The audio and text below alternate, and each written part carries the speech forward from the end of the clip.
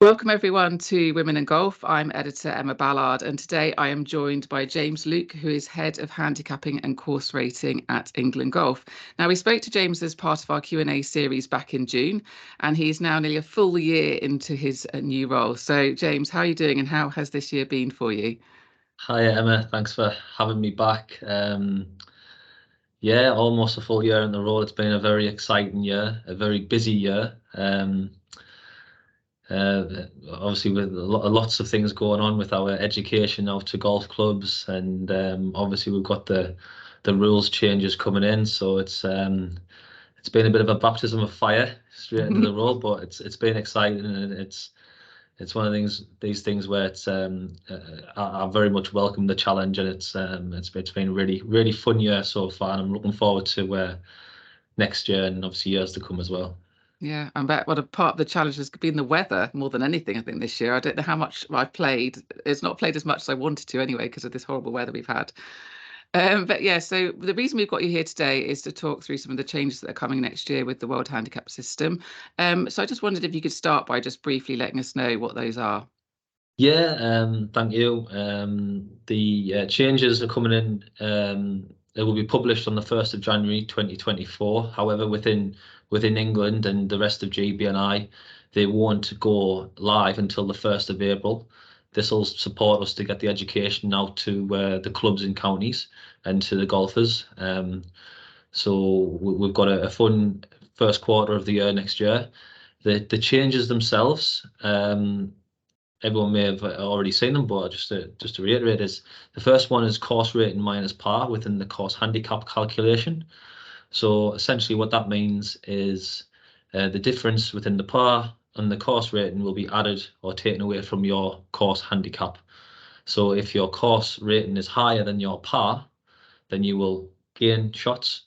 If your course rating is lower than your par, you won't get as many shots. And it's essentially it's the taking the difference of the difficulty of the course. So that's a very exciting change. We also have acceptable scoring from 4-ball better ball formats.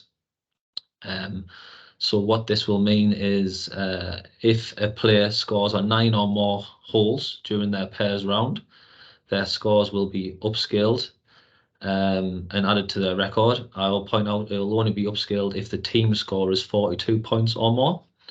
So that's very exciting. That's something that golf has asked for. We canvassed a lot of counties and clubs when we did our last workshops, and they're very much welcome of something to help with 4-ball better ball formats.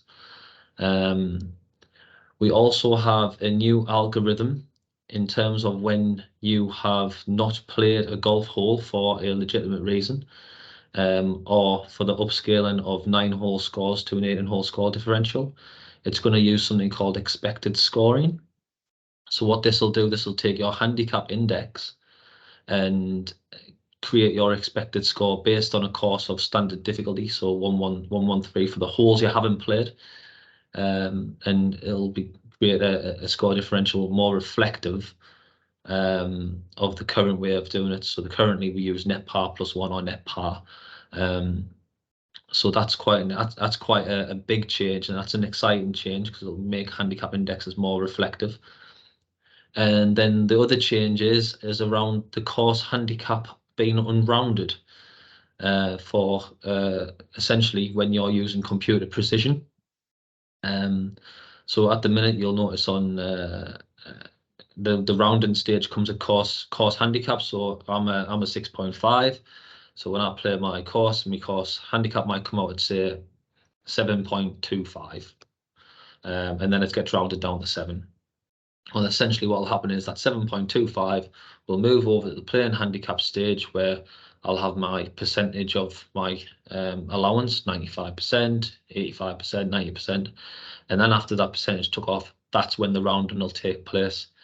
And that'll create fairness, more fairness, as people will get the shots that they're required to get, because there's a little bit of anomaly when you get the certain indexes. The other major changes, which is very exciting, is for course rating. So currently for your course to be rated, it needs to be a minimum length of 3,000 yards across 18 holes or 1,500 yards across 9 holes. that's effectively going to be halved to 1,500 yards for 18 holes and 750 yards for 9 holes. So that's quite an exciting development in itself, because it means that hopefully more clubs may feel they want to become affiliated with England Golf. It'll give clubs an option to create shorter courses for their beginners, and hopefully it'll just drive that participation and that inclusivity that we're all after to create the longevity within our game. Mm-hmm. And then the final one is the clubs will have a choice around standardising par. So at the minute in Appendix F, we try and work towards the parameters of a par and a hole, and specific yardage. Well, actually, if say off the whites it's a par 5, but then on the yellows it goes to a par 4, or the reds it might even go shorter, we can keep it as a par 5 throughout instead of changing the par, which is exciting. And that's also got a knock-on effect with course rating minus par, because it'll mean that it'll even out on the number of strokes that people get. So they're the changes in a nutshell. Wow, that is a lot. And I keep using the word, you kept using the word exciting there. So I think, as far as I can see, my first question was going to be, do you think the changes to the World Handicap system will improve the accuracy and fairness of handicaps? I'm assuming the answer is a big yes. I believe so. It will. It'll put the big W in the World Handicap system. It'll make us aligned with the majority of other countries around the world. It'll make handicaps more reflective. It will give handicap committees more evidence-based data, such as the 4-ball better ball scores. And it'll encourage clubs as well to use more digital technology, especially with the use of competition software. So hopefully that should create less burden upon handicap committees, as they will be able to use digital advancements and take away that kind of manual sort of labour. So I'm very excited about them. The one thing I do like about course rating minus par is every course is different. Every course is a little bit difficult. And it means you're going to get the strokes that you need to shoot your handicap around that course. And the other thing that's exciting about it is the way we'll be able to utilise mixed tee competitions a lot easier. So we've updated our mixed tee calculator, but essentially, if we play a mixed tee competition of multitude of tees, we don't need to use the mixed tee calculator, because you'll get the shots that you need to play off them tee boxes. Mm-hmm. So it's very exciting. Okay, sounds really good. What have been the specific challenges and the positive outcomes since the introduction of the World Handicap system, and what measures are England Golf taking to address or leverage these? It sounds like you've obviously been in close contact with the counties and things like that to make sure that it's been as smooth as possible. Yeah, it was a big change for us, and obviously I mentioned this last time. It was a huge change for England and GB&I in general. Obviously with the course rating coming in, and obviously the fact we can submit general player scores, we're not restricted to only 10 a year like on the previous system. And ultimately we've been encouraging of the submissions of scores, and we still do encourage that, because to have your handicap demonstrate your ability, you need to be inputting regular scores. Doesn't mean you have to input every round, but it means you should input as regular as you can. And it also, the great stuff about World Handicap system is it's a 365-day a year. It's not just a summer season like we have. So it's given the ability for a lot of golf clubs to keep their courses at full length, or a winter course length, where they can have their members submit cards. The changes to the systems for this year and for 2024 is all part of this development and moving forward, refining the system where maybe there has been certain discrepancies where we're trying to make it better and more reflective, and utilizing the data. We now know how people play golf. We've got millions and millions of score-rounded data, which is absolutely fantastic. It's something we didn't used to have before, and it's also kind of thrust golf into the digital world, which I think is absolutely fantastic, and we need to keep encouraging that.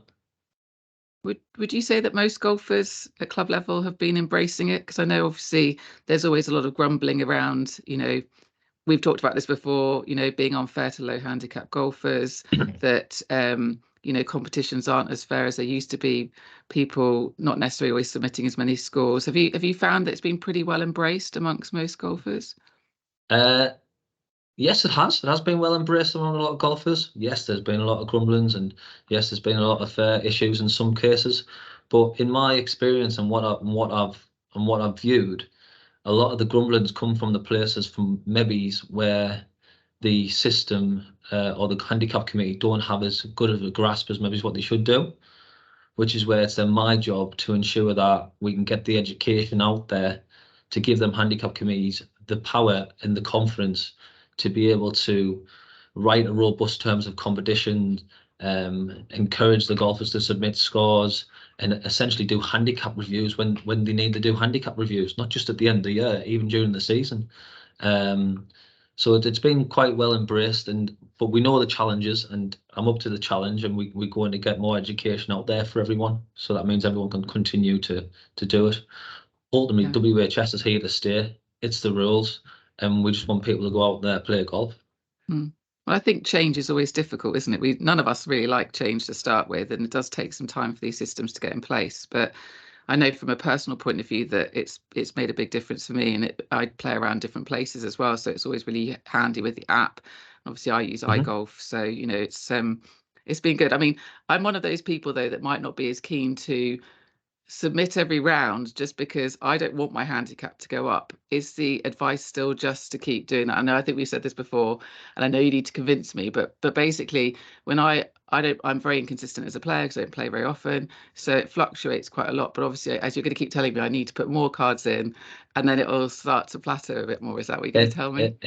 I am, yeah. Essentially, the handicap system now is around your demonstrated ability as a player. Essentially, you should be playing your handicap around 25% of the time. So I would expect out of them 20 scores, 5 of the scores are going to be in around your handicap index or a little bit lower. And it's one of these things that if you keep submitting your scores, you're going to have a handicap that's reflective of what you are.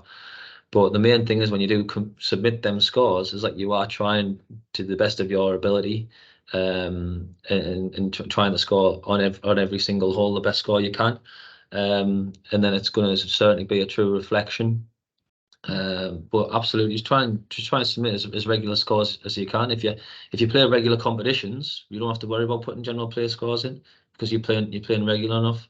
If you maybe play one competition a month, but you're playing every other week, maybe just stick a score in every week or every couple of weeks, just to keep that handicap ticking over. Because one of the things that I've seen a lot of, essentially, is when people come in and complaining to me about the system not working or it's affecting low handicap golfers. Well, some of these low handicap golfers in their 20 scoring records have scores going back to 2020. So my point back to them is, well, actually, I don't think your handicap's reflective as your ability. You're clearly trying to keep your handicap low to say you're a good player, which is great, but you're not getting the shots that you need. So try and submit more scorecards. Get your scores within your 20 index to be within the year, and then your handicap will be reflective of what you should have. It's hard, isn't it? I guess when you get quite low and you don't want to lose that sort of status. But that is a good point. That's a very good point. You get precious. I've gone up 2 shots this year, and I'm really upset about it. So. Well, I'm very precious about my 26.4 at the minute, so it's not quite the same, but I can understand what it must be like. But we actually asked our readers to send in a few questions in advance of this chat, and I wanted to go on to those if that's okay. Yeah. One of them actually is probably touching what you were talking about earlier about mixed tees. So Sue here has said, one of the things regarding the World Handicap System changes would be how it would affect mixed tee competitions. My guess is that it won't be necessary to add extra shots to players off different tees anymore, as it would be good to have some, but it would be good to have some illustrations of this, both single gender and mixed comps. Yeah, so single gender, essentially whatever tee you play off is the shots that you're going to get from a playing handicap point of view.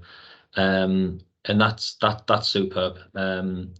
So if I play off the whites, I might get 8 shots. If I play off the yellows, I might get 6 shots, I play off the reds, I might get 4 shots, which is fantastic. Now, in terms of the mixed tee, in terms of mixed gender events, it does make it a lot more easier then. So, for example, you've got the courses rated for men, and then you've got the courses that are rated for women. In a nutshell, what will happen is if you're playing Stableford, it doesn't matter because 36 points is 36 points. So there would no adjustment required. If you're playing medal, the adjustment that you would need to introduce is the difference between the scorecard par. So say if a woman's course was par 74 and the men's course was par 72, then the adjustment for them, that par would be needed. Okay, that's great. Well, it does, as you say, it does sound like it's going to be a lot easier as well going forward with the actual changes. We've still got one here about competitions, and it's probably just touching what we were just talking about before about inflated handicaps. So obviously over the winter period, obviously generally sometimes you see handicaps going up. So I've got Jane here who said, as a mid-handicapper, I feel that entering club competitions is pointless now, as it will be won by a good player on an inflated handicap. How do you counteract this? Is this all to do with education and a lot that of it is things? to do, yeah, a lot of it is to do with that education, understanding what the clubs can and can't do, ensuring the clubs have that robust terms of competition.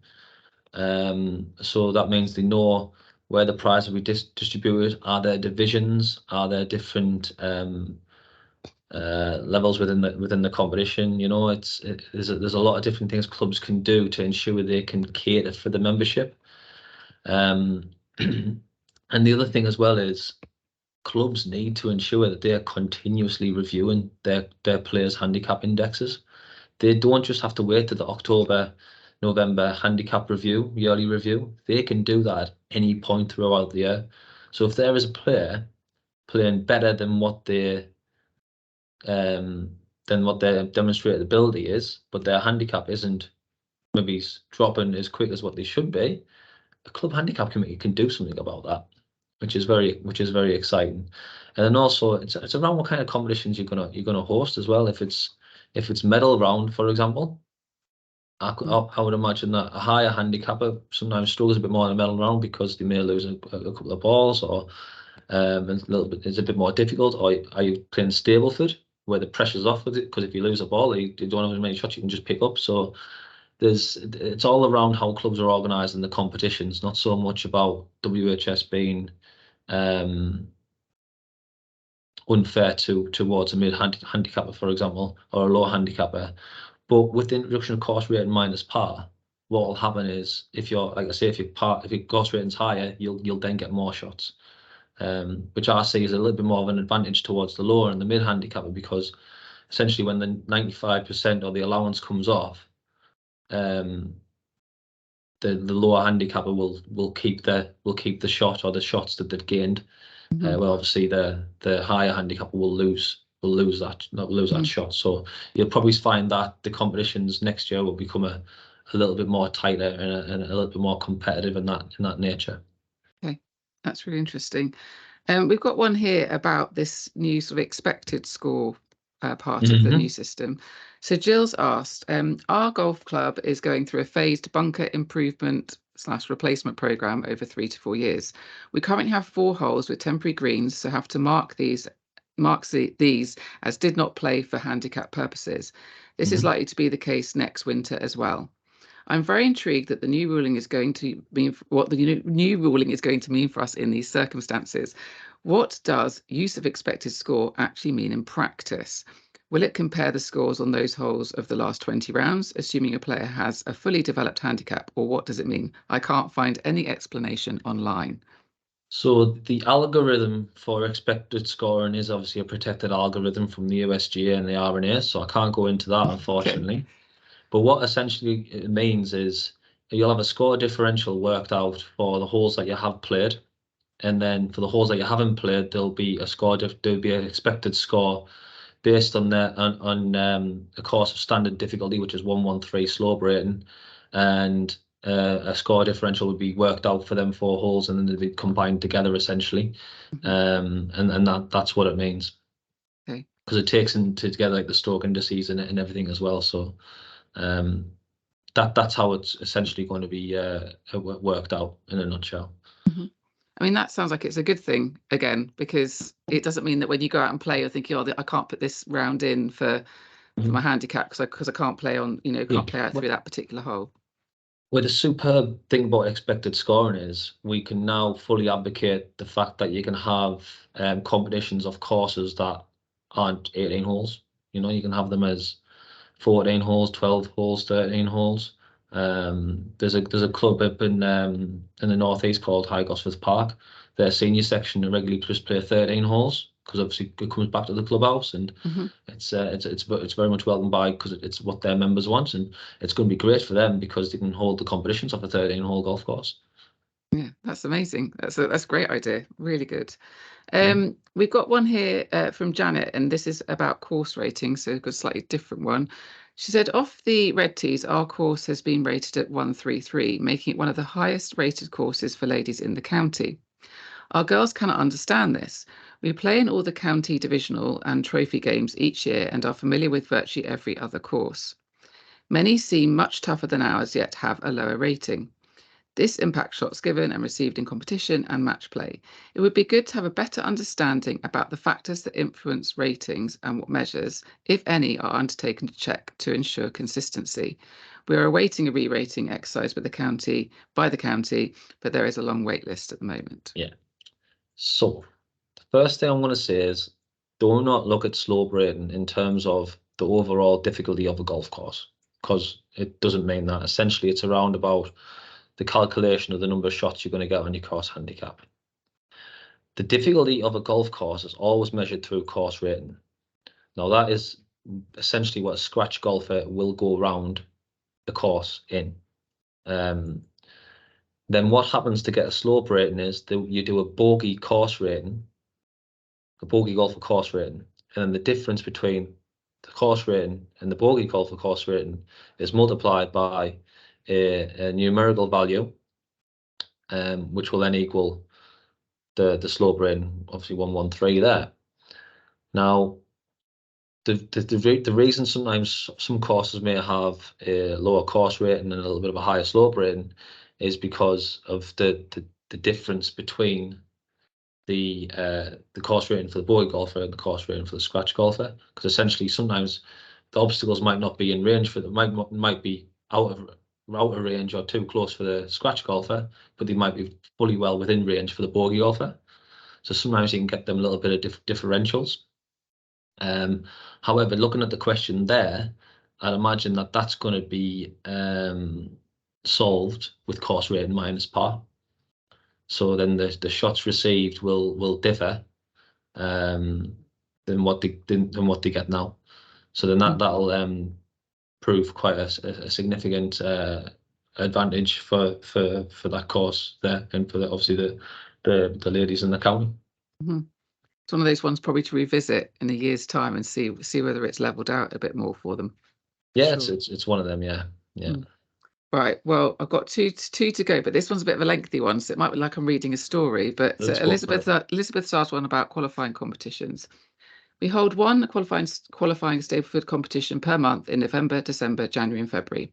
As the playing conditions get harder, a sizable majority of our regular players do not want to play in a qualifying competition when they are certain to have a round yielding less than 30 points. This has led to a considerable drop in the playing numbers during the winter months, less interest in golf and the section, and a generalised dissatisfaction with the World Handicap system. Losing the ability to hold non-qualifying competitions and the almost certain knowledge that a competition would be reduction only seems to have had a very negative effect on players' enjoyment of winter golf. We aim to have some sort of competition every ladies' morning, so we are reduced to numerous variations of team competitions, mixed tees, shortened courses, etc., which, while appealing to some, are not very rewarding for players who are aiming to stay competitive throughout the year. These competitions are also more time-consuming to set up and organise, adding to the time the competition organiser has to devote to the task. I'm sure this email will not make any difference to the World Handicap system, but I think we need to record some of the growing problems that the World Handicap system is throwing up. Hopefully some can be solved. I don't know if you've got any answer to that, but it was just an email I received from Elizabeth, and she was obviously clearly does a lot of hard work at her club to organise competitions during the winter. Yeah, she clearly does, and obviously she's going to be one of them very valued volunteers that happen at club level. I suppose it's one of these where we need to have a look at the terms of competitions that happen at that club level. If they're yielding less than 30 points, I suppose it's kind of an understanding of perhaps why that is. And the other thing is, in terms of what I'm going to say here is, if your course isn't acceptable for handicapping purposes, you don't have to submit scores on it. You don't have to have a competition to submit handicaps within. You could turn the T set off and you could play the course as obviously a non-acceptable course for handicapping. And the other thing I will say is handicap committees have the ability to review handicaps at any point throughout the year. They don't just need to take the competition or the general player scores that are inputted. They could also use competitions from other formats. The same with this kind of competition here is if everyone's got 30 points, but all of a sudden a woman comes in with 40 points, you might just think, actually, we might just need to have a look at her handicap a little bit here, because the course wasn't too short and too much shorter or anything like that. So there's certainly things that Elizabeth can do to support that kind of section as well. So, but yeah, it's an interesting question. Obviously, we've lost reductions only, but we've got a way and means around that of reviewing handicaps if we feel or deem it necessary to do so. Right, well, I don't want to keep you too much longer, and it's one of my final questions is actually one from me. When we talked previously, I've said to you that to me a lot of the problems that have been involved, or people's perceived problems, is actually a women's golf issue, with regards to the fact that, as a woman, I can't go to every single golf club and I can't play off whatever tee I like. There's some clubs I can, some clubs I can't. Obviously, I only ever want to play off the forward tee, so I'm okay. But for women that do want to play off, the yellow or the white tees, at some clubs it's been quite an issue to even get them rated for women. And we've discussed that previously, so we don't need to go into that. But I guess from my point of view is that if we're going to be adding in more courses and much shorter courses and things, which is great, and we've written, and my colleague Charlotte's written about that and how that's probably going to incentivize more people hopefully to get handicaps.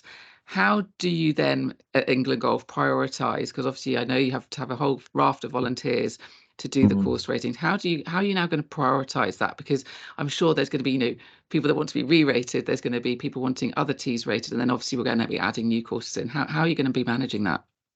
Yeah, it's an interesting question, and obviously we haven't seen the updated course rating guidance yet around short courses and what would be the requirement to rate them, because there will need to be a little bit of adaptation with that.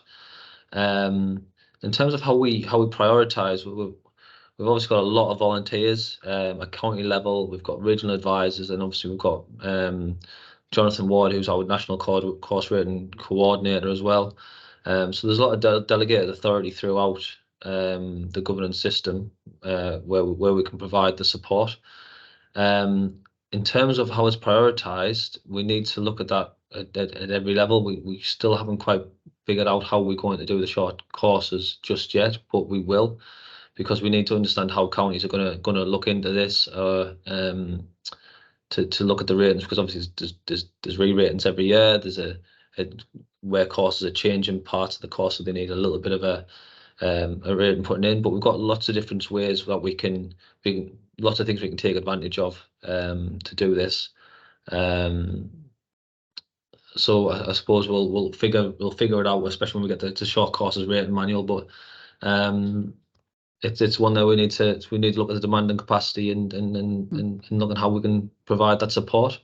And ultimately, I will be looking towards our volunteers as well, especially the ones with the specific course rating knowledge, is actually going to support the clubs. So when the clubs request the counties or to us, we want to have the dialogue with them. We want to talk to them about, okay, you say you want this. Can we ask why you want this? How do you want this? How are we going to focus on getting what you need at your club to go with your your business plan, your agenda, your improving the equality, and seeing what we can provide to support. So there's a lot of guidance and support that we need to work through on that one. Well, it's good to know. You know, I keep blathering about, the women's golf rights and issues and things, but it's really interesting just to hear. And obviously, as you say, it's coming January 2024, but obviously not properly implemented until you've got a full quarter to get yourself sorted. We there. do. We've got a webinar on the 11th of December. We are currently oversubscribed on that webinar. So that's going to be very exciting. That's going to be made available for everyone to download and watch at their leisure as well, even if you haven't subscribed to it. We're also going to be hosting a Q&A webinar at some point over the coming weeks, shortly after that, 11th of December.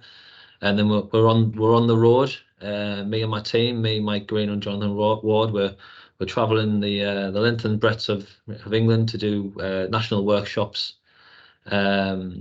face-to-face workshops at a variety of different golf clubs, and they will be communicated out shortly. So if there's going to be one near you, please sign up and come and say hello and have a chat. I'm always welcome to chats and feedback, and it's important that I take that feedback on board when I write guidance and understand how England golf are moving forward, especially because we want to be inclusive. We want looking at obviously our quality and diversity, and we want the game to truly be all for everyone. And a lot of these changes certainly put that into perspective and give the clubs a lot more choice and a lot more responsibility to make some positive change. That's brilliant. Well, you've certainly got a busy start to 2024, that's for sure. But thank you so much, James, for coming to speak to us today. And I also recommend everyone trying to watch. I'll add in the first Q&A that we did as well. So we cover absolutely everything, I think, between those two sessions. But